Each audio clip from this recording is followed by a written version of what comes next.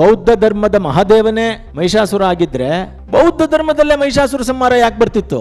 ಇದು ಎಲ್ಲೋ ಕೇವಲ ಮೈಸೂರಿನ ಒಂದು ಚಿಕ್ಕ ಘಟನೆ ಆಗಿದ್ರೆ, ಇಲ್ಲಿ ಮಹಿಷಾಸುರ ಮರ್ದಿನಿ ಮಹಿಷಾಸುರನನ್ನ ಸಂಹಾರ ಮಾಡಿದಿದ್ರೆ ಇದ್ಯಾಕೆ ಗ್ರೀಕು ರೋಮೋ ಪರ್ಷಿಯಾಗೆಲ್ಲ ಹೋಗ್ಬೇಕಾಗಿತ್ತು? ಅವ್ರಿಗೂ ಇವ್ರಿಗೂ ಏನ್ ಸಂಬಂಧ? ಬೌದ್ಧ ಧರ್ಮದಲ್ಲೇ ಅದಿದೆಯಲ್ಲಪ್ಪ ಕೋಣವನ್ನು ಸಂಹಾರ ಮಾಡೋದು. ಅವರು ಅವರದೇ ಧರ್ಮವನ್ನು ಸಂಹಾರ ಮಾಡ್ಕೋತಾರ?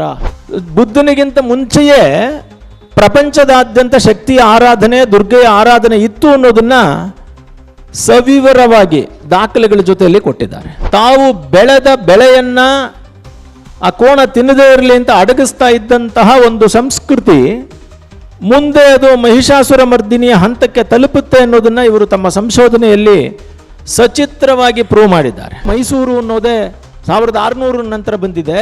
ಹಾಗಾಗಿ ಇದಕ್ಕೆ ಮಹಿಷ ಮಂಡಲ ಅಂತಾಗಲಿ ಮಹಿಷಾಸುರಪುರ ಅಂತಾಗಲಿ ಯಾವ ಹೆಸರು ಇರಲಿಲ್ಲ ಮೈಸೂರಿಗೆ. ಮಹಿಷಾಸುರ ಮರ್ದಿನಿ ಅನ್ನೋ ದೇವರು ಸತ್ಯವೇ ಅಲ್ವೇ? ಚಾಮುಂಡಿ ಬೆಟ್ಟದಲ್ಲಿ ಇರುವುದು ದೇವರೇ ಅಲ್ವೇ? ಈ ಪ್ರಶ್ನೆಗಳನ್ನೆಲ್ಲ ಕೇಳಿದ್ರೆ ಅದು ವಿಚಾರದ ಜೊತೆಯಲ್ಲಿ ಕುಂತ್ಕೊಂಡು ಚರ್ಚೆ ಮಾಡಿದ್ರೆ ಓಕೆ. ಆದರೆ ಒಂದು ಆಚರಣೆಯನ್ನೇ ವಿರೋಧಿಸ್ತೀವಿ ಅನ್ನೋ ಮನಸ್ಥಿತಿ ಇದೆಯಲ್ಲ, ಇದು ವಿಚಾರ ಮಂಥನದ ಮನಸ್ಥಿತಿ ಅಲ್ಲ, ಆಚರಣೆಗಳನ್ನು ತಡೆಯುವಂತಹ ಮನಸ್ಥಿತಿ. ನಮ್ಮ ದಸರಾ ಆಚರಣೆಯಲ್ಲಿ ಒಂದು ಪ್ರಮುಖವಾದ ಘಟ್ಟ ಉಂಟು. ಸಾಂಪ್ರದಾಯಿಕ ದಸರಾದಲ್ಲಿ ಶ್ರೀಮನ್ ಮಹಾರಾಜರು ಪಟ್ಟದ ಕತ್ತಿಯನ್ನು ಹಿಡಿದು ಪೂಜೆಯನ್ನು ಮುಗಿಸಿದ ನಂತರ ಹೊರಗೆ ಬಂದು ಕೂಷ್ಮಾಂಡ ಛೇದನವನ್ನು ಮಾಡಿ ಅಲ್ಲಿಂದ ವಿಜಯದಶಮಿ ಯಾತ್ರೆಗೆ ಹೋಗ್ತಾರೆ. ಅದಕ್ಕೆ ಮುಂಚೆ ವಜ್ರಮುಷ್ಟಿ ಇತ್ಯಾದಿಗಳೆಲ್ಲ ನಡೆಯುತ್ತೆ. ಈ ಮಹಾರಾಜರ ಪ್ರತಿಯೊಂದು ಸಾಂಪ್ರದಾಯಿಕ ದಸರಾದಲ್ಲಿ ಪ್ರಮುಖವಾದಂತಹ ಒಂದು ಘಟ್ಟ ಅಂತ ಹೇಳಿದ್ರೆ ಅದು ಪಟ್ಟದ ಕತ್ತಿಯನ್ನು ಹಿಡ್ಕೊಂಡು ಬರುವುದು. ಈವನ್ ಸಿಂಹಾಸನದ ಮೇಲೆ ಕುಳಿತುಕೊಳ್ಳುವಾಗಲೂ ಕೂಡ ಪಟ್ಟದ ಕತ್ತಿಯನ್ನು ತಮ್ಮ ಬಲಭಾಗದಲ್ಲಿ ಇಟ್ಕೊಂಡು ಕುಳಿತುಕೊಳ್ಳೋದು. ಇದಕ್ಕೆ ಕತ್ತಿ ಅಂತಂದರೆ ಏನು? ಕತ್ತಿ ಶಕ್ತಿಯ ಸಂಕೇತ, ಕತ್ತಿ ಕ್ರೌರ್ಯದ ಸಂಕೇತ, ಕತ್ತಿ ಸಂಹಾರದ ಸಂಕೇತ. ಹಾಗಿದ್ದರೆ ಕತ್ತಿಗೆ ಇಷ್ಟೊಂದು ಪ್ರಾಧಾನ್ಯತೆಯನ್ನು ಕೊಡಬೇಕೇ? ಇದು ಮಾನವೀಯತೆಯೇ ಅಂತ ಈ ಪ್ರಶ್ನೆಯನ್ನು ಕೇಳಿದ್ದು ಯುಧಿಷ್ಠಿರ ಧರ್ಮರಾಜ ಕೃಷ್ಣನನ್ನು ಕೇಳಲಾಗಿ ಇದು ಯಾಕೆ ಕತ್ತಿಗೆಲ್ಲ ಪೂಜೆ ಮಾಡ್ತಾರೆ, ಕತ್ತಿ ಕ್ರೌರ್ಯದ ಸಂಕೇತವಲ್ವೇ ಅಂತ ಹೇಳಿ ಯುಧಿಷ್ಠಿರ ಕೇಳ್ತಾನೆ. ಅನುಶಾಸನ ಪರ್ವದಲ್ಲಿ ಮಹಾಭಾರತದಲ್ಲಿ ಬರ್ತದಿದ್ದು. ಆಗ ಕೃಷ್ಣ ಹೇಳ್ತಾನೆ, ನಿನ್ನ ಸಂದೇಹಗಳನ್ನೆಲ್ಲ ಭೀಷ್ಮ ಪಿತಾಮಹನ ಹತ್ರ ಕೇಳ್ಬಿಡು, ಅವ್ರು ಹೇಳ್ತಾರೆ. ಆಗ ಭೀಷ್ಮನ ಹತ್ರ ಹೋಗಿ ಇದೇ ಪ್ರಶ್ನೆಯನ್ನು ಕೇಳ್ತಾನೆ, ಈ ರಾಜಾದಿರಾಜರುಗಳೆಲ್ಲ ಕತ್ತಿಯನ್ನು ಪೂಜೆ ಮಾಡೋದಿದೆಯಲ್ಲ ಇದು ಸಮ್ಮತವೇ ಅಂತ. ಆಗ ಭೀಷ್ಮ ಯುಧಿಷ್ಠಿರನಿಗೆ ಹೇಳ್ತಾನೆ, ಕತ್ತಿ ಕ್ರೌರ್ಯದ ಸಂಕೇತವಲ್ಲ, ಕತ್ತಿ ಶಾಂತಿಯ ಸಂಕೇತ. ಕತ್ತಿ ಸಜ್ಜನರಿಗೆ ಯಾವತ್ತೂ ಕೂಡ ಹೂವು, ಕತ್ತಿ ದುಷ್ಟರಿಗೆ ಸಂಹಾರ ಮಾಡುವ ಆಯುಧ. ಸೊ ಹಾಗಾಗಿ ಕತ್ತಿ ಇಲ್ಲದೆ ಹೋದರೆ ಸಜ್ಜನರು ನೆಮ್ಮದಿಯಾಗಿ ಬಾಳೋದಕ್ಕಾಗೋದಿಲ್ಲ. ಸಜ್ಜನರು ನೆಮ್ಮದಿಯಾಗಿ ಶಾಂತಿಯಿಂದ ಬದುಕಬೇಕಾದರೆ ಶಕ್ತಿ ಇರಬೇಕು. ಆ ಶಕ್ತಿಯ ಸಂಕೇತ ಇರೋದ್ರಿಂದನೇ ರಾಜರು ಪಟ್ಟದ ಕತ್ತಿ, ಪಟ್ಟದ ಹಸು, ಪಟ್ಟದ ಆನೆ, ಪಟ್ಟದ ಕುದುರೆಗಳನ್ನು ಪೂಜೆ ಮಾಡ್ತಾರೆ. ಇದು ಚತುರಂಗ ಬಲ. ಇವತ್ತು ಭಾರತ ದೇಶದಲ್ಲಿ ಸೈನ್ಯ ಇಲ್ಲದೆ ಹೋದರೆ ಭಾರತ ದೇಶದ ಒಳಗೆ ನೆಮ್ಮದಿಯಾಗಿರೋಕ್ಕಾಗಲ್ಲ. ಭಾರತ ದೇಶದ ಒಳಭಾಗದಲ್ಲಿರುವ ಪೊಲೀಸರಿಗೆ ಬಲ ಇಲ್ಲದೆ ಹೋದರೆ ನೀವು ನೆಮ್ಮದಿಯಾಗಿ ಬದುಕೋಕ್ಕಾಗಲ್ಲ. ಹಾಗಾಗಿ ಕತ್ತಿ ಶಕ್ತಿಯ ಸಂಕೇತವಲ್ಲ, ಶಾಂತಿಯ ಸಂಕೇತ ಅಂತ ಹೇಳಿ ಭೀಷ್ಮ ಹೇಳ್ತಾನೆ. ಈ ಮಾತನ್ನು ನಾನು ಇಲ್ಲಿ ಯಾಕೆ ಹೇಳಿದೆ ಅಂತ ಕೇಳಿದ್ರೆ, ಆಳುವ ಸರ್ಕಾರಗಳು ಶಾಂತಿಯ ಸ್ಥಾಪನೆಯನ್ನೇ ಪ್ರಧಾನ ಗುರುವಾಗಿ ಇಟ್ಕೋಬೇಕೇ ಹೊರತು ಶಾಂತಿಯನ್ನು ಕದಡುವ ಯಾವ ಪ್ರಯತ್ನಗಳಿಗೂ ಅವಕಾಶ ಮಾಡಿಕೊಡಬಾರ್ದು. ಆದ್ದರಿಂದಲೇ ಹಿಂದಿನ ರಾಜರು ಇದನ್ನು ಸಾಂಕೇತಿಕವಾಗಿ ನಾವು ನೆಮ್ಮದಿಯನ್ನು ಕಾಪಾಡ್ತೀವಿ ಅಂತ ಪ್ರತಿಜ್ಞೆ ಮಾಡುವಂತೆ ಆ ಕತ್ತಿನ ಇಟ್ಕೊಂಡಿರ್ತಾರೆ. ಇದು ಪ್ರಧಾನವಾದದ್ದು. ಇನ್ನು ಎರಡನೇದು, ಈ ಪುಸ್ತಕದ ಬಗ್ಗೆ ಮಾತಾಡೋದಕ್ಕಿಂತ ಮುಂಚೆ ಇದೆರಡನ್ನು ಹೇಳಿದ್ರೆ ನಿಮಗೆ ಪುಸ್ತಕದಲ್ಲಿ ಏನಿದೆ ಅಂತ ಅರ್ಥ ಆಗುತ್ತೆ. ಇನ್ನು ಎರಡನೇದು, ನಮ್ಮ ದೇಶದಲ್ಲಿ ಸಮುದ್ರ ಮಂಥನದ ಕಥೆ ಇದೆ. ಸಮುದ್ರವನ್ನು ಮಂಥನ ಮಾಡ್ತಾ ಮಾಡ್ತಾ ವಿಷ ಹುಟ್ಟಿತು. ಆದರೆ ವಿಷ ಹುಟ್ಟಿದ ನಂತರ ಅಮೃತ ಹುಟ್ಟಿತು. ಹಾಗೆ ನೀರನ್ನು ಯಾರು ಎಷ್ಟು ಕದಡಿದ್ರು, ಮೊದಲು ವಿಷ ಹುಟ್ಟಿದ್ರು ಆಮೇಲೆ ಅಮೃತ ಹುಟ್ಟುತ್ತೆ. ಹಾಗಾಗಿ ಮಹಿಷಾಸುರ ಮರ್ದಿನಿಯ ಬಗ್ಗೆ ಅನೇಕ ಚರ್ಚೆಗಳಂತೆ ವಿಷಯಗಳು ಬಂದರೂ ಕೂಡ ಅದರಲ್ಲಿ ಬಂದ ಅಮೃತದಂತೆ ಮತ್ತೊಂದು ಪುಸ್ತಕಗಳು ಬರ್ತವೆ, ಮತ್ತಷ್ಟು ಚಿಂತನೆಗಳು ಬೆಳೆಯುತ್ತೆ, ಮತ್ತಷ್ಟು ಹೊಸ ಹೊಸ ವಿಚಾರಗಳು ಬರ್ತವೆ. ನೀವು ಕೆದಕಿ. ಆದರೆ ವಿಚಾರಮಂಥನವಾಗಬೇಕೇ ಹೊರತು ವಿಷಮಂಥನವಾಗಬಾರ್ದು. ಇಲ್ಲಿ ಆಗ್ತಾ ಇರೋದೇನು, ಮಹಿಷಾಸುರ ಮರ್ದಿನಿಯ ವಿಚಾರದಲ್ಲಿ ಆದದ್ದೇನು ಅಂತ ಕೇಳಿದ್ರೆ, ಮಹಿಷಾಸುರ ಮರ್ದಿನಿ ಇದ್ಲಾ ಇಲ್ವಾ? ಮಹಿಷಾಸುರ ಮರ್ದಿನಿ ಅನ್ನೋ ದೇವರು ಸತ್ತಿವೇ ಅಲ್ವೇ? ಚಾಮುಂಡಿ ಬೆಟ್ಟದಲ್ಲಿ ಇರುವುದು ದೇವರೇ ಅಲ್ವೇ? ಈ ಪ್ರಶ್ನೆಗಳನ್ನೆಲ್ಲ ಕೇಳಿದ್ರೆ ಅದು ವಿಚಾರದ ಜೊತೆಯಲ್ಲಿ ಕುಂತ್ಕೊಂಡು ಚರ್ಚೆ ಮಾಡಿದ್ರೆ ಓಕೆ. ಯಾಕೆಂದರೆ ಚಾರ್ವಾಕ ಮತವನ್ನು ಕೂಡ ಋಷಿ ಅಂತ ಒಪ್ಪಿಕೊಂಡು ಬೆಳೆಸಿದಂತಹ ಪರಂಪರೆ ಭಾರತೀಯ ಪರಂಪರೆ. ನಾವು ದೇವರಿಲ್ಲ ಅಂತಲೇ ಮೊದಲು ಓದೋದು, ವೇದಾಂತ ಓದೋರಿಗೆ ಮೊದಲು ಹೇಳ್ಕೊಡೋದೇ ಚಾರ್ವಾಕ ಪರಂಪರೆ. ಹಾಗಾಗಿ ಅದೇನು ಹೊಸದಲ್ಲ. ಅದರಿಂದ ವಿಚಾರವನ್ನು ಮಂಥನ ಮಾಡಿ, ಆದರೆ ಒಂದು ಆಚರಣೆಯನ್ನೇ ತಪ್ಪು, ಒಂದು ಆಚರಣೆಯನ್ನೇ ವಿರೋಧಿಸ್ತೀವಿ, ಆಚರಣೆಯ ವಿರುದ್ಧ ಹೋಗ್ತೀವಿ ಅನ್ನೋ ಮನಸ್ಥಿತಿ ಇದೆಯಲ್ಲ, ಇದು ವಿಚಾರ ಮಂಥನದ ಮನಸ್ಥಿತಿ ಅಲ್ಲ, ಆಚರಣೆಗಳನ್ನು ತಡೆಯುವಂತಹ ಮನಸ್ಥಿತಿ, ನಮ್ಮ ಆಚರಣೆಗಳ ಮೇಲೆ ದಾಳಿ ಮಾಡುವಂತಹ ಮನಸ್ಥಿತಿ. ಇದು ತುಂಬ ಅಪಾಯ. ಆಗ ಕತ್ತಿ ಕೆಲಸ ಮಾಡಬೇಕಾಗ್ತದೆ. ಆ ಕತ್ತಿ ಕೆಲಸ ಮಾಡೋಕ್ಕೆ ಆಗದೆ ಹೋದಾಗ ಲೇಖನಿಗಳು ಕೆಲಸ ಮಾಡಬೇಕಾಗ್ತದೆ. ಈಗ ಈ ಹಂತದಲ್ಲಿ ಲೇಖನಿಗಳು ಕೆಲಸ ಮಾಡ್ತಾ ಇದೆ. ಈ ಮಹಿಷಾಸುರ ಮರ್ದಿನಿಯ ಪ್ರಶ್ನೆ ಬಂದಾಗ ಕೂಡ ಅನೇಕ ಚರ್ಚೆಗಳು ಬಂದಿತ್ತು, ಅನೇಕ ಚರ್ಚೆಗಳು. ಮಹಿಷ ಮಂಡಲ ಮೈಸೂರು, ಇಲ್ಲಿ ಮಹಿಷಾಸುರ ಅನ್ನುವಂತಹ ಒಬ್ಬ ರಾಜ ಆಳ್ತಿದ್ದ. ಅವನು ಒಬ್ಬ ಬೌದ್ಧ ಬಿಕ್ಕು. ಅದರ ನಂತರ ಕಾಲದಲ್ಲಿ ಚಾಮುಂಡಿ ಅನ್ನುವಂತಹ ಮಹಿಷಾಸುರ ಮರ್ದಿನಿ ಅನ್ನುವ ಆರ್ಯರ ಮೂಲಕ ಇಲ್ಲಿನ ಮೂಲ ನಿವಾಸಿಗಳನ್ನು ಅವರು ಕೊಲ್ಲಿಸಿದ್ರು. ಇದರಲ್ಲಿ ಅನೇಕ ವಿಚಾರಗಳಿತ್ತು ಅನ್ನೋದೆಲ್ಲ ಒಂದಷ್ಟು ಆಕ್ಷೇಪಣೆಗಳು. ಇದನ್ನೆಲ್ಲ ನೀವು ಈ ಆಕ್ಷೇಪಣೆಗಳಿಗೆಲ್ಲಕ್ಕೂ ಕೂಡ ಆಧಾರಗಳ ಜೊತೆಯಲ್ಲಿ, ಶಿಲ್ಪಗಳ ಜೊತೆಯಲ್ಲಿ ಸಾವಿರಾರು ವರ್ಷಗಳ ದಾಖಲೆಗಳನ್ನು ಇಟ್ಕೊಂಡು ವೈಜ್ಞಾನಿಕವಾಗಿ, ಪೌರಾಣಿಕವಾಗಿ, ಐತಿಹಾಸಿಕವಾಗಿ ಸಂಶೋಧನೆಯ ಮೂಲಕ ಉತ್ತರವನ್ನು ಕೊಟ್ಟಿದ್ದಾರೆ ಈ ಪುಸ್ತಕದಲ್ಲಿ ಕೃಷ್ಣಮೂರ್ತಿ ಆರ್ಯವರು. ಈ ಪುಸ್ತಕವನ್ನು ನಾನು ಆಮೂಲಾಗ್ರವಾಗಿ ನೋಡಿದೆ. ಈ ಪುಸ್ತಕದ ಬಗ್ಗೆ ಮೊದಲು ಮಾತಾಡಬೇಕಾಗಿದ್ದವರು ಡಾಕ್ಟರ್ ದೇವರಕೊಂಡ ರೆಡ್ಡಿ ಅವರು, ಕರ್ನಾಟಕ ಇತಿಹಾಸ ಅಕಾಡೆಮಿಯ ಅಧ್ಯಕ್ಷರು. ಅವರು ನಾನು ಮೇಲ್ಕೋಟೆಯಲ್ಲಿದ್ದಾಗ ಕಾಲ್ ಮಾಡಿ ನೀವು ಹೋಗಿ ಮಾತಾಡಿ ಅಂತ ಹೇಳಿದ್ರು. ನನಗೆ ಆಯಿತು ಸರ್, ನೀವು ಹೇಳಿದ ಮೇಲೆ ಹೋಗ್ತೀನಿ ಅಂತ ಹೇಳಿದೆ. ಆಗಲೂ ನನ್ನ ಕೈಯಲ್ಲಿ ಪುಸ್ತಕ ಇರಲಿಲ್ಲ. ಮೊನ್ನೆ ಮೊನ್ನೆ ಪುಸ್ತಕವನ್ನು ಕೊಟ್ಟರು, ನಾವು ಓದಿದೆ. ಆಮೇಲೆ ಗೊತ್ತಾಗಿದ್ದೇನು ಅಂತ ಹೇಳಿದ್ರೆ, ಇವರು ಲೇಖಕರು ಇಂಜಿನಿಯರಿಂಗ್ ಓದಿ BE END ಪದವಿಯ ನಂತರ ಪ್ರಾಚೀನ ಇತಿಹಾಸವನ್ನು ಮಾಡಿದ್ದಾರೆ ಅಂತ. ಕರ್ನಾಟಕದಲ್ಲಿ ಇಂಜಿನಿಯರಿಂಗ್ ಆದವರೂ ಕೂಡ ಪ್ರಾಚೀನ ಇತಿಹಾಸ ಮತ್ತು ಪುರಾತತ್ವ ಅಧ್ಯಯನ ಮುಂದುವರಿಸೋದಕ್ಕೆ ಅವಕಾಶ ಇರೋದು ಕರ್ನಾಟಕ ರಾಜ್ಯ ಮುಕ್ತ ವಿಶ್ವವಿದ್ಯಾನಿಲಯದಲ್ಲಿ ಮಾತ್ರ, ಅದು ಕೂಡ ನಮ್ಮ ವಿಭಾಗದಲ್ಲಿ ಮಾತ್ರ. ಹಾಗಾಗಿ ಇವರೆಲ್ಲೋ ಸೇರ್ಕೊಂಡಿರ್ಬೇಕಲ್ಲ, ನೀವು ಯಾರು ಅಂತ. ಇಲ್ಲ, ನಾನು 4th ಸೆಮಿಸ್ಟರ್ ಸ್ಟೂಡೆಂಟು ಸರ್ ಅಂತ. ಸೊ ನಮ್ಮದೇ ವಿದ್ಯಾರ್ಥಿ ಇದನ್ನು ಬರೆದಿರೋದು ನಮ್ಗೆ ಇನ್ನೂ ತುಂಬ ಸಂತೋಷವನ್ನು ಕೊಟ್ಟಿದೆ. ಈ ಕೃತಿಯಲ್ಲಿ ಅನೇಕ ಅಂಶಗಳನ್ನು ಅವರು ಮಾಡಿದ್ದಾರೆ. ಇಲ್ಲಿ ಏನು ಅಂತ ಕೇಳಿದ್ರೆ, ಮೊದಲನೇದಾಗಿ ಶಕ್ತಿಯ ಆರಾಧನೆ ಯಾವತ್ತಿಂದ ಸ್ಟಾರ್ಟ್ ಆಯಿತು ಅಂತ. ಈ ಮಹಿಷಾಸುರ ಮರ್ದಿನಿಯ ಪೂಜೆ ಯಾವತ್ತಿಂದ ಆರಂಭ ಆಯಿತು, ಇದರ ಹಿನ್ನೆಲೆ ಏನು? ಇದು ಬೌದ್ಧ ಧರ್ಮದ ನಂತರ ಆರಂಭವಾಗಿದ್ದೆ ಅಥವಾ ಬೌದ್ಧ ಧರ್ಮಕ್ಕಿಂತಲೂ ಮುಂಚೆಯೇ ಇತ್ತೆ ಅನ್ನುವಂತಹ ಚರ್ಚೆಯನ್ನು ಮಾಡ್ತಾ, ಮಹಿಷಾಸುರ ಆಳ್ತಾ ಇದ್ದ ಅಂತಂದರೆ ಅದು ಬುದ್ಧ ಧರ್ಮದ ನಂತರ. ಯಾಕಂದರೆ ಬುದ್ಧ ಮಹಾದೇವನನ್ನು ಮಹಿಷ ಮಂಡಲಕ್ಕೆ ಕಳಿಸ್ದ ಅಂತ ಬರ್ತದೆ. ಹಾಗಾಗಿ ಮಹಾದೇವ ಮೈಸೂರಿಗೆ ಬಂದ ನಂತರ ಚಾಮುಂಡಿ ಹುಟ್ಟಿರಬೇಕು, ಅಥವಾ ಆ ಸಮಕಾಲೀನವಾಗಿ ಚಾಮುಂಡಿ ಇರಬೇಕು, ಆವಾಗ ಸರಿ ಹೋಗುತ್ತೆ. ಆದರೆ ಕಾಲಾನುಕ್ರಮದಲ್ಲಿ ಅದು ಸರಿ ಹೋಗೋದಿಲ್ವಲ್ಲ.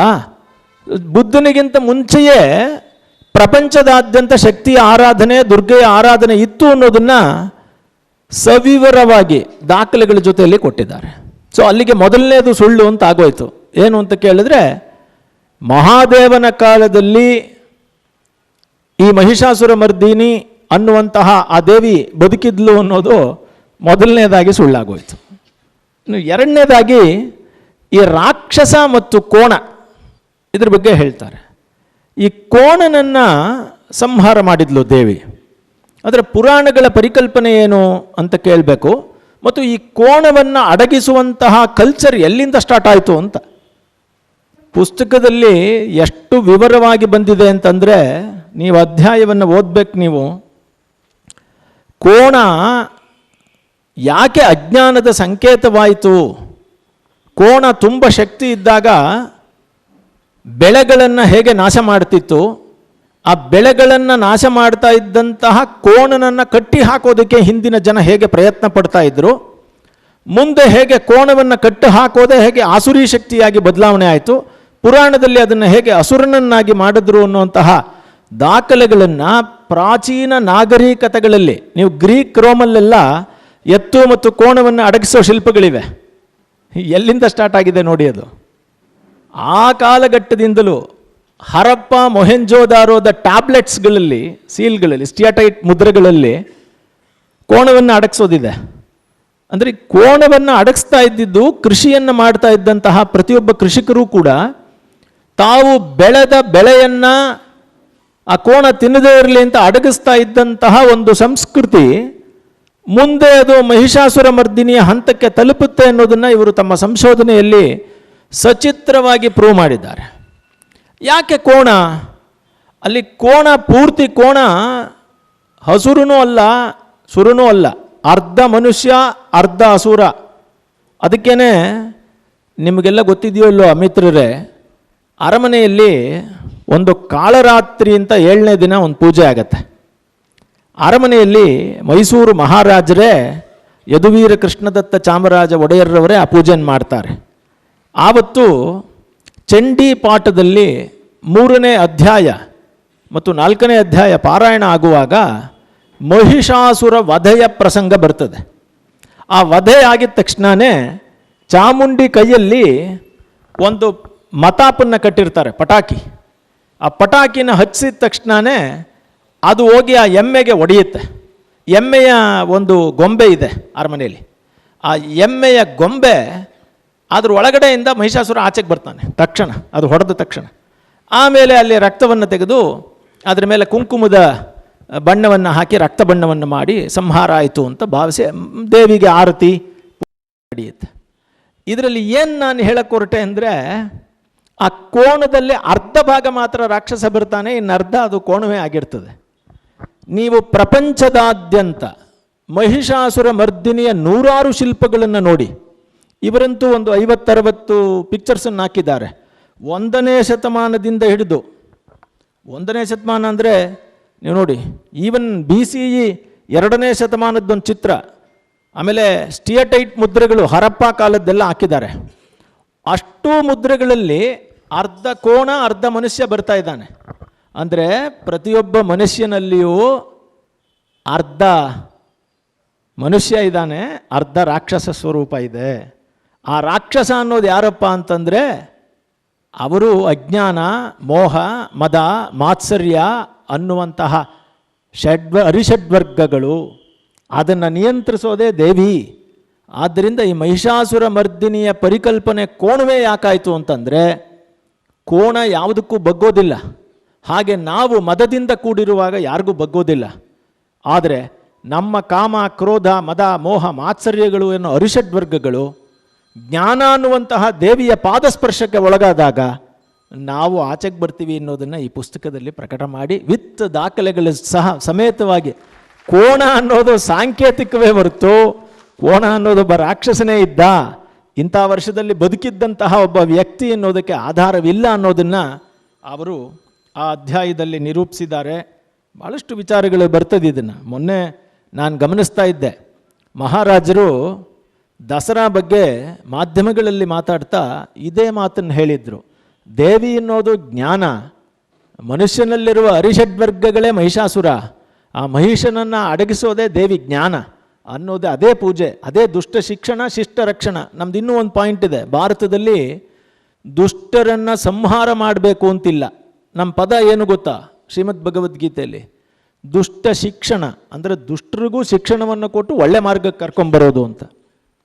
ಆಯಿತು, ಈ ಮಹಿಷಾಸುರ ಮರ್ದಿನಿನ ಇಷ್ಟೆಲ್ಲ ಹೇಳಿದ್ರಿ, ಶಿಲ್ಪ ಬಂತು, ಕೋಣ ಬಂತು, ಆದರೆ ನಮ್ಮಲ್ಲಿ ಮಾತ್ರ ಇದಿದೆಯಾ? ಇಲ್ಲ. ಜೈನ ಧರ್ಮದಲ್ಲಿಯೂ ಮಹಿಷಾಸುರ ಮರ್ದಿನಿ ಇದೆ. ಹಿಂದೂ ಧರ್ಮದಲ್ಲಿ ಮಾತ್ರ ಇಲ್ಲ, ಜೈನ ಧರ್ಮದಲ್ಲಿಯೂ ಮಹಿಷಾಸುರ ಮರ್ದಿನಿ ಇದೆ. ಅಲ್ಲಿ ಯಕ್ಷಯಕ್ಷಿಯರ ಪರಿಕಲ್ಪನೆ ಇದೆ ಜೈನರ ತೀರ್ಥಂಕರರಿಗೆ. ಅಲ್ಲಿನೂ ಕೂಡ ತೀರ್ಥಂಕರರ ಯಕ್ಷಿಯಾಗಿ ಹೇಗೆ ಮಹಿಷಾಸುರ ಮರ್ದಿನಿ ಶಿಲ್ಪಗಳು ಬಂದಿದೆ ಅಂತ ತೋರಿಸಿದ್ದಾರೆ. ನೆಕ್ಸ್ಟ್ ಮುಂದುವರೆದು ಜೈನ ಸಂಪ್ರದಾಯದಲ್ಲಿ ಮಾತ್ರವಲ್ಲ, ಬೌದ್ಧ ಸಂಪ್ರದಾಯದಲ್ಲಿಯೂ ಕೂಡ ಮಹಿಷಾಸುರ ಮರ್ದಿನಿ ಇದ್ದಾಳೆ. ಅಲ್ಲಿ ಮಹಿಷ ಸಂವರ ಅಂತ ಒಂದು ಬರ್ತದೆ. ಆ ಮಹಿಷ ಸಂವರದಲ್ಲಿ ದೇವಿ ಹೇಗೆ ಅಜ್ಞಾನವನ್ನು ಹೋಗಲಾಡಿಸೋದಕ್ಕೆ ಮಹಿಷ ಮರ್ದಿನಿ ಆದ್ಲು ಅಂತ ಬುದ್ಧಿಸಮ್ಮಲ್ಲೇ ಇದೆ. ಈಗ ಪ್ರಶ್ನೆ ಏನು ಅಂತಂದರೆ, ಬುದ್ಧನೇ ಬೌದ್ಧ ಧರ್ಮದ ಮಹಾದೇವನೇ ಮಹಿಷಾಸುರ ಆಗಿದ್ದರೆ ಬೌದ್ಧ ಧರ್ಮದಲ್ಲೇ ಮಹಿಷಾಸುರ ಸಂಹಾರ ಯಾಕೆ ಬರ್ತಿತ್ತು? ಇದು ಪ್ರಶ್ನೆ ಏನು ಅಂದರೆ, ಅದೇ ಧರ್ಮದಲ್ಲೇ ಮಹಿಷಾಸುರ ಸಂಹಾರನೂ ಇದೆಯಲ್ಲ, ಹಾಗೆ ಬುದ್ಧ ಧರ್ಮದವರು ಅವರ ಧರ್ಮದವರು ಅವ್ರನ್ನೇ ಸಂಹಾರ ಮಾಡ್ಕೊಳ್ತಾರಾ? ಆದ್ದರಿಂದ ಇದು ಸರಿ ಹೋಗೋದಿಲ್ಲ ಅನ್ನುವಂತಹ ಆಧಾರಪೂರ್ವಕವಾದ ವಿಚಾರವನ್ನು ಇವರು ಪ್ರತಿಪಾದನೆ ಮಾಡಿದರು. ಯಾವುದನ್ನು ಇನ್ನೊಂದು ನನಗೆ ತುಂಬ ಸಂತೋಷ ಆಗಿದ್ದು, ಪ್ರತಿಯೊಂದಕ್ಕೂ ದಾಖಲೆಗಳನ್ನು ಹಾಕಿದ್ದಾರೆ, ಫೋಟೋಗಳನ್ನು ಹಾಕಿದ್ದಾರೆ, ಆ ಛಾಯಾಚಿತ್ರಗಳನ್ನು ಹಾಕಿದ್ದಾರೆ. ಇವರೇ ಆ ಕ್ಷೇತ್ರಕ್ಕೆ ಹೋಗಿ ನೋಡ್ಕೊಂಬಂದಿದ್ದಾರೆ. ಹಾಗಾಗಿ ಅದನ್ನು ಹೇಳ್ತಾರೆ. ಅದಷ್ಟೇ ಅಲ್ಲದೆ ಆಗ್ನೇಯ ಏಷ್ಯಾದಲ್ಲಿ, ಮೆಸಪಟೋಮಿಯಾದಲ್ಲಿ, ಅಸ್ಸೀರಿಯಾದಲ್ಲಿ, ರೋಮಲ್ಲಿ, ಗ್ರೀಕಲ್ಲಿ, ಪರ್ಷಿಯಾದಲ್ಲಿ ಇರುವಂತಹ ಮಹಿಷಾಸುರ ಮರ್ದಿನಿಯ ಪರಿಕಲ್ಪನೆಗಳು, ಅಲ್ಲಿ ಬಂದಿರುವಂತಹ ಶಿಲ್ಪಗಳನ್ನೆಲ್ಲ ಇದರಲ್ಲಿ ತೋರಿಸಿದ್ದಾರೆ. ಇದು ಎಲ್ಲೋ ಕೇವಲ ಮೈಸೂರಿನ ಒಂದು ಚಿಕ್ಕ ಘಟನೆ ಆಗಿದ್ದರೆ, ಇಲ್ಲಿ ಮಹಿಷಾಸುರ ಮರ್ದಿನಿ ಮಹಿಷಾಸುರನನ್ನು ಸಂಹಾರ ಮಾಡಿದ್ದಿದ್ರೆ ಇದ್ಯಾಕೆ ಗ್ರೀಕು, ರೋಮೋ, ಪರ್ಷಿಯಾಗೆಲ್ಲ ಹೋಗಬೇಕಾಗಿತ್ತು? ಅವ್ರಿಗೂ ಇವ್ರಿಗೂ ಏನು ಸಂಬಂಧ ಅನ್ನೋದೆಲ್ಲ ಪ್ರಶ್ನೆಗಳನ್ನು ತುಂಬ ಚೆನ್ನಾಗಿ ಮಾಡಿದ್ದಾರೆ. ಅದಷ್ಟೇ ಅಲ್ಲ, ಸ್ವತಂತ್ರ ಹೋರಾಟದಲ್ಲಿ ಮಹಿಷಾಸುರ ಮರ್ದಿನಿಯ ಪರಿಕಲ್ಪನೆ ಹೇಗಿತ್ತು, ಬೆಂಗಾಲದಲ್ಲಿ ಯಾಕೆ ಮಹಿಷಾಸುರ ಮರ್ದಿನಿ ಜನಪ್ರಿಯ ಆಯಿತು, ಯಾಕೆ ಮಹಿಷಾಸುರ ಮರ್ದಿನಿಯನ್ನು ಖಡ್ಗವನ್ನು ತಗೊಂಡು ಹಾಗೆ ದುರ್ಗಾ ಹತ್ರ ಸುಭಾಷ್ ಚಂದ್ರ ಬೋಸರನ್ನು ತೋರಿಸಿದ್ರು, ಇದು ಹೇಗೆ ಸ್ವತಂತ್ರದ ಹೋರಾಟಕ್ಕೆ ಪ್ರೇರಣೆಯಾಯಿತು, ಶಿವಾಜಿಗೆ ಯಾಕೆ ತುಳಜಾ ಭವಾನಿ ಖಡ್ಗವನ್ನು ಕೊಟ್ಟಿದ್ದು, ಆ ದುರ್ಗಾ ಶಕ್ತಿ ಇದ್ರೆ ಏನಾಗ್ತದೆ, ಏನಿದು ಸ್ವತಂತ್ರ ಹೋರಾಟ ಕಾಲದಲ್ಲಿ ಇದರ ಪರಿಣಾಮ ಏನು ಅನ್ನೋದನ್ನು ಇನ್ನೊಂದು ಅಧ್ಯಾಯದಲ್ಲಿ ಭಾರತ ಮಾತೆಯೇ ಮಹಿಷಾಸುರ ಮರ್ದಿನಿಯಾಗಿ ತೋರಿಸಿರೋದನ್ನು ನಮ್ಮ 20ನೇ ಶತಮಾನದ ಮತ್ತು 19ನೇ ಶತಮಾನದ ಕ್ಯಾಲೆಂಡರ್ಗಳಲ್ಲಿ ನೀವು ನೋಡಿದ್ರೆ ಭಾರತ ಮಾತೆ ಬೇರೆ ಅಲ್ಲ ಮತ್ತು ಮಹಿಷಾಸುರ ಮರ್ದಿನಿ ಬೇರೆ ಅಲ್ಲ. ಮಹಿಷಾಸುರ ಯಾರು ಅಂತ ಕೇಳಿದ್ರೆ ಬ್ರಿಟಿಷರೇ ಮಹಿಷಾಸುರರು. ಯಾಕೆ? ಮೋಹ ಮದ ಅಜ್ಞಾನದಿಂದ ಕೂಡಿರೋರು ಬ್ರಿಟಿಷರು, ಅವರನ್ನು ಸಂಹಾರ ಮಾಡಿದ್ಯಾರು? ದುರ್ಗೆ. ಆದ್ದರಿಂದ ದುರ್ಗೆ ಮಹಿಷಾಸುರ ಮರ್ದಿನಿ, ಮಹಿಷಾಸುರ ಯಾರು ಅಲ್ಲ, ಮಹಿಷಾಸುರ ಬ್ರಿಟಿಷರು ಅನ್ನೋದನ್ನು ಹೇಗೆ ಅವರು ಬಂಗಾಲದಲ್ಲಿ ಚಳುವಳಿಗಳು ನಡೀತು. ಇವಾಗ ನಾವು ಗಣಪತಿನ ಹೇಗೆ ತಿಲಕರು ಸ್ವತಂತ್ರಕ್ಕಾಗಿ ಬಳಸ್ಕೊಂಡ್ರು, ಹಾಗೆ ದುರ್ಗಾ ಪೆಂಡಾಲ್ಗಳನ್ನು ಹೇಗೆ ಬ್ರಿಟಿಷರ ವಿರುದ್ಧ ಬಳಸಲಾಯಿತು ಅನ್ನೋದನ್ನು ಕೂಡ ಆ ಅಧ್ಯಾಯದಲ್ಲಿ ತುಂಬ ಚೆನ್ನಾಗಿ ಹೇಳಿದ್ದಾರೆ. ಇನ್ನು ಮುಖ್ಯವಾಗಿ ಇವರ ಆಕ್ಷೇಪಣೆ ಹೇಳೋದೇನು, ದೀಪವಂಶ ಮತ್ತು ಮಹಾವಂಶದಲ್ಲಿ ಮಹಾದೇವನನ್ನು ಕಳಿಸಿದ್ದಾರೆ ಅಂತ ಬರುತ್ತೆ. ದೀಪವಂಶ ಮಹಾವಂಶಗಳೇ ಸಾಕ್ಷಿಯಾಗಿ ಮೈಸೂರು ಮಹಿಷಮಂಡಲ ಅಂತ ಹೇಳ್ತಾರೆ. ಶ್ರೀಲಂಕಾದ ಮಹಾವಂಶ ಮತ್ತು ದೀಪವಂಶ ಮೂಲದಲ್ಲಿ ನೋಡಿರೋರು ಯಾರು? ಆ ಮೂಲದಲ್ಲಿ ನೋಡಿಲ್ದೇ ಇರೋದ್ರಿಂದ ತಾನೇ ಇದೆಲ್ಲ ಹೇಳ್ತಾ ಇರೋದು ನೀವು. ಅವರೇನು ಮಾಡಿದ್ದಾರೆ, ಮೂಲವನ್ನೇ ನೋಡಿದ್ದಾರೆ. ಆ ದೀಪವಂಶ ಮತ್ತು ಮಹಾವಂಶ ಅನ್ನೋದೇನು ಅಂತಂದರೆ ಅದು ಐತಿಹಾಸಿಕ ಕಥಾನಕವಲ್ಲ, ಕಾಲಘಟ್ಟವೂ ಸರಿಯಿಲ್ಲ, ಅದರಲ್ಲಿ ಹೇಳಿರೋದು ಸರಿಯಿಲ್ಲ ಅಂತ ಪ್ರೂವ್ ಮಾಡಿದ್ದಾರೆ. ಹೆಂಗೆ ಅಂದರೆ ಅಲ್ಲಿ 3 ಸಲ ಗೌತಮ ಬುದ್ಧರು 3 ಬಾರಿ ಶ್ರೀಲಂಕಾಕ್ಕೆ ಭೇಟಿ ನೀಡಿದ್ರು ಅಂತ ಬರ್ತದೆ. ಯಾವುದರಲ್ಲಿ? ಆ ಪುಸ್ತಕದಲ್ಲಿ. ಈಗ ಗೌತಮ ಬುದ್ಧರು 3 ಬಾರಿ ಭೇಟಿ ಮಾಡಿದ್ದಿದ್ರೆ ಅದಕ್ಕೆ ಸಾಕ್ಷಿ ಇರಬೇಕಲ್ಲ.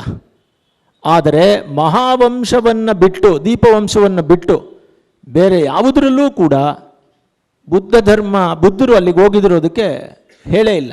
ಅಂದರೆ ಐತಿಹಾಸಿಕವಾಗಿ ನೋಡಿ, ಬುದ್ಧ ವಂಶದಲ್ಲಿ ದೀಪವಂಶ ಮಹಾವಂಶದಲ್ಲಿ ಅವರು ಹೇಳಿರುವ ವಿಚಾರಗಳು ತಪ್ಪು ಅಂತ ಹೇಳೋದಿಲ್ಲ. ಯಾಕೆ ಅಂದರೆ ಅದು ಅವರ ಧರ್ಮ ಪ್ರಚಾರಕ್ಕಾಗಿ ಹೇಳಿರೋದು. ಆದರೆ ಅದರಲ್ಲಿ ಐತಿಹಾಸಿಕವಾದ ಅಂಶವಿದೆಯೇ ಅನ್ನೋ ಚರ್ಚೆ ಬಂದಾಗ ಶ್ರೀಲಂಕಾಕ್ಕೆ ಗೌತಮ ಬುದ್ಧರು ಹೋಗಿದ್ದು ದಾಖಲೆಗಳಲ್ಲಿ ಇಲ್ಲ. ಆದರೆ ಅವರು ದಾಖಲೆಗಳನ್ನು ಹೇಳಿದ್ದಾರೆ ದೀಪವಂಶದಲ್ಲಿ, ಮಹಾವಂಶದಲ್ಲಿ. ಹೇಗೆ ಬಂದರು ಅಂತ ಕೇಳಿದ್ರೆ ಆಕಾಶದಲ್ಲಿ ಹಾರಿಕೊಂಡು ಬಂದರು ಅಂತ ಉಲ್ಲೇಖಿಸಲಾಗಿದೆ. ನೀವು ಆಕಾಶದಲ್ಲಿ ಬುದ್ಧರು ಹಾರಿಕೊಂಡು ಹೋಗಿದ್ದರು ಅಂತ ನಂಬೋದಕ್ಕಾಗತ್ತಾ ಅಂತ ಪ್ರಶ್ನೆಗಳನ್ನು ಕೇಳಿದ್ರೆ, ಹಾಗಾಗಿ ದೀಪವಂಶದಲ್ಲಿ ಮತ್ತು ಮಹಾವಂಶದಲ್ಲಿ ಹೇಳಿರುವ ವಿಚಾರಗಳು ಅವರ ಪರಿಕಲ್ಪನೆಯೇ ಹೊರತು ಅದಕ್ಕೆ ಐತಿಹಾಸಿಕ ಪುರಾತಾತ್ವಿಕ ದಾಖಲೆಗಳಿಲ್ಲ ಅನ್ನೋದನ್ನು ಇವರು ಬರೀತಾರೆ. ಇದಿಷ್ಟಲ್ದೇ ಈ ಬುದ್ಧ ಸಂಪ್ರದಾಯದ ಪ್ರಕಾರ 9 ಜಾಗಗಳಿಗೆ ಧರ್ಮ ಪ್ರಚಾರಕ್ಕಾಗಿ ಪ್ರಚಾರಕರನ್ನು ಕಳಿಸಲಾಯಿತು ಅಂತಿದೆ. ಅದರಲ್ಲಿ ಮಹಾದೇವ ಮೈಸೂರಿಗೆ ಬಂದ ಅಂತಿದೆ. ಅಂದರೆ ಮೈಸೂರು ಅಂದರೆ ಮೈಸೂರು ಹೆಸರು ಹೇಳಿಲ್ಲ, ಅದು ಹೇಳಿರೋದು ಮಹಿಷಮಂಡಲ ಅಂತ.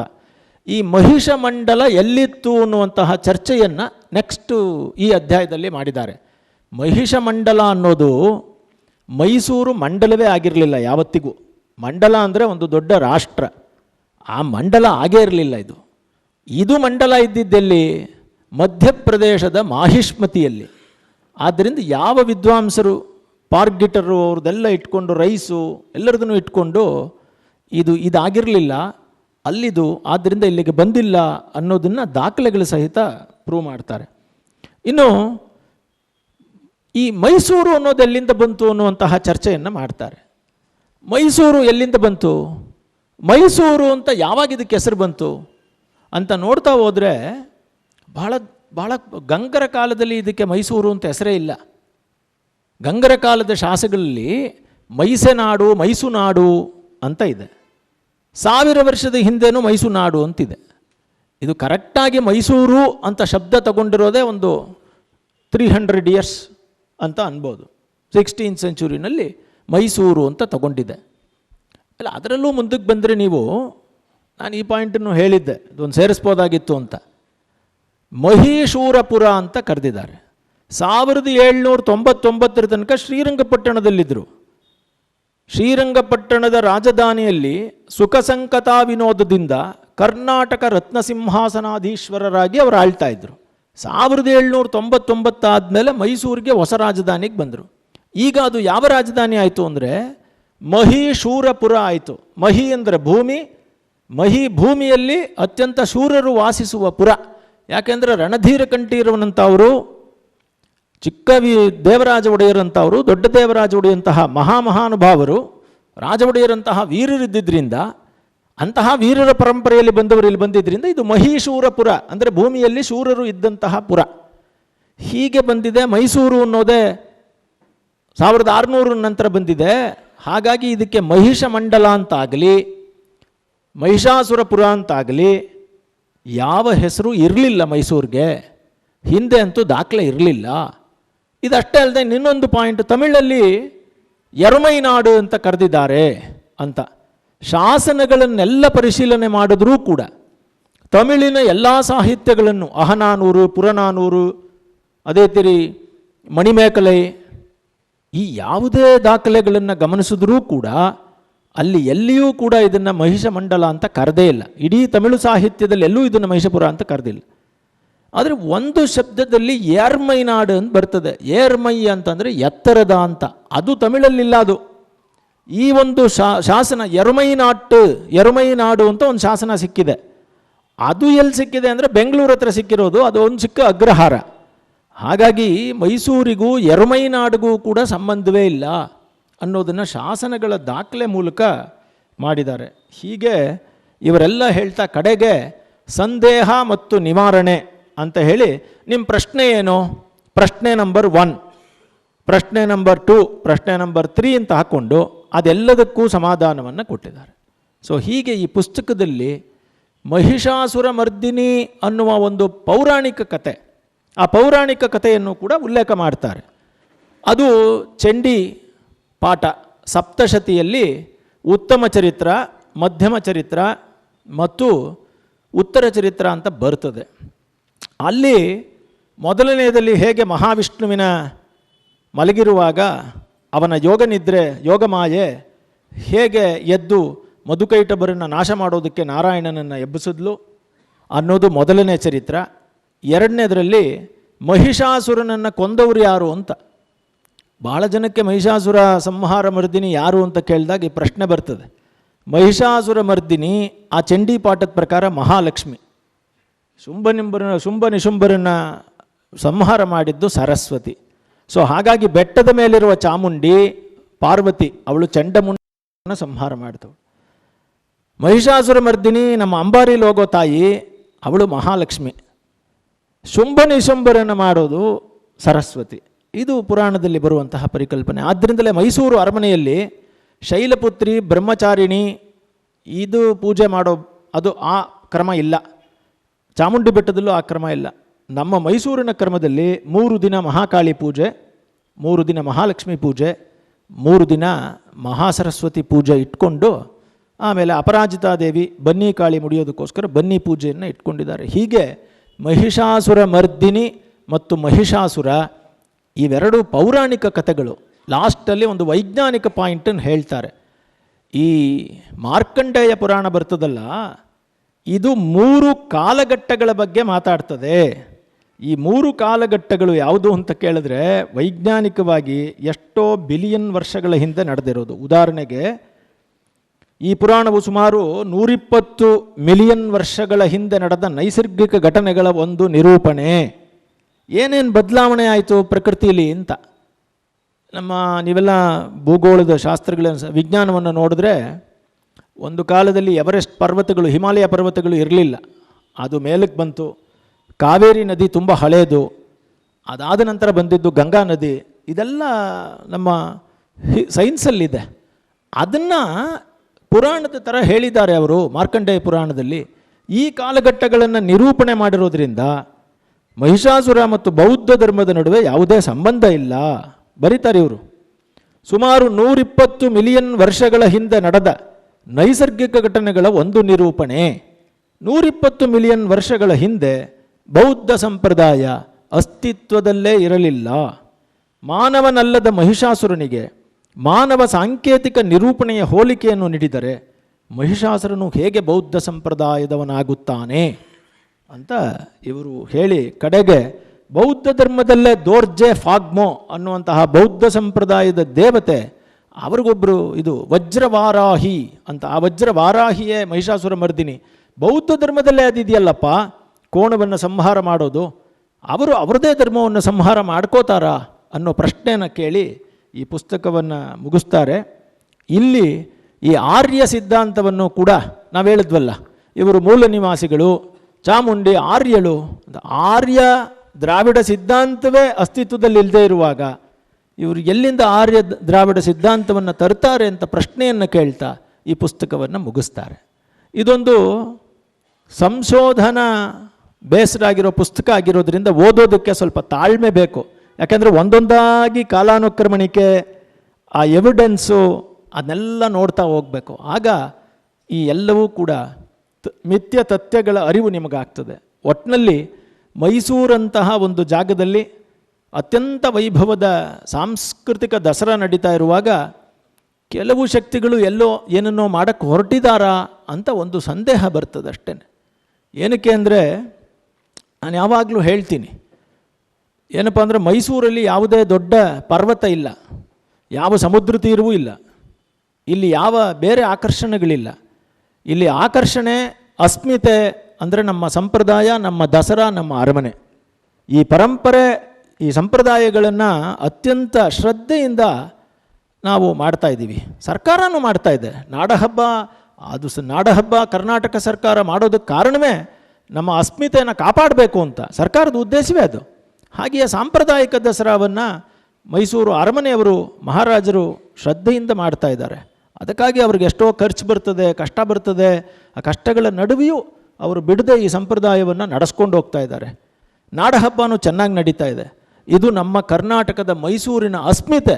ಒಂದು ವೇಳೆ ಇದಕ್ಕೇನಾದರೂ ಡಿಸ್ಟರ್ಬ್ ಆದರೆ, ಈ ಹಬ್ಬ ಹರಿದಿನಗಳೇನಾದರೂ ನಿಂತೋದ್ರೆ ಮೈಸೂರಿಗೆ ಯಾವ ಅಸ್ಮಿತೆಯೂ ಇರೋದಿಲ್ಲ, ಮೈಸೂರಿಗೆ ಯಾವ ಪರಂಪರೆಯೂ ಇರೋದಿಲ್ಲ ಅನ್ನೋದನ್ನು ನಾವು ಅರ್ಥ ಮಾಡ್ಕೋಬೇಕು ಅನ್ನೋದು ಕಡೆಯ ಮಾತಾಗಿ ನಾನು ಹೇಳ್ತಾ, ಇದೊಂದು ಸಂಗ್ರಹ ಯೋಗ್ಯವಾದ, ಚಿಂತನೆಗೆ ಯೋಗ್ಯವಾದ ಒಂದು ಪುಸ್ತಕ. ಬಹಳ ತುಂಬ ಪೇಜೇನಿಲ್ಲ, ನೆನ್ನೆ ನಾನು ನೋಡಿದೆ 120 ಪೇಜ್ ಇದೆ. ಒಂದು ಸಲ ಎಲ್ಲರೂ ಇದನ್ನು ಓದಿ ವಿಮರ್ಶಿಸಿ, ನಿಮಗೆ ಅವ್ರು ಹೇಳಿದ್ದಾರೆ ಲೇಖಕರು, ನಿಮಗೇನಾದರೂ ತಪ್ಪು ಅನಿಸಿದ್ರೆ, ಸರಿ ಇಲ್ಲ ಅನಿಸಿದ್ರೆ ನನ್ನ ಜೊತೆಯಲ್ಲಿ ನೀವು ಯಾವತ್ತಿಗೆ ಬೇಕಾದರೂ ನಾನು ಬಂದು ಚರ್ಚೆ ಮಾಡ್ಬೋದು ಅಂತ. ಇದು ಮುಖ್ಯವಾದ ವಿಚಾರ. ತಪ್ಪು ಸರಿ ಇಲ್ಲ ಅಂತ ಅನಿಸಿದ್ರೆ ಯಾವತ್ತೂ ವಿಮರ್ಶೆಗೆ, ಚರ್ಚೆಗೆ ಮುಕ್ತ ಅವಕಾಶವಿದೆ ಅಂತ ಹೇಳ್ತಾ ತಮ್ಮೆಲ್ಲರಿಗೂ ವಂದಿಸ್ತೀನಿ. ಜೈ ಹಿಂದ್, ಜೈ ಕರ್ನಾಟಕ ಮಾತೆ.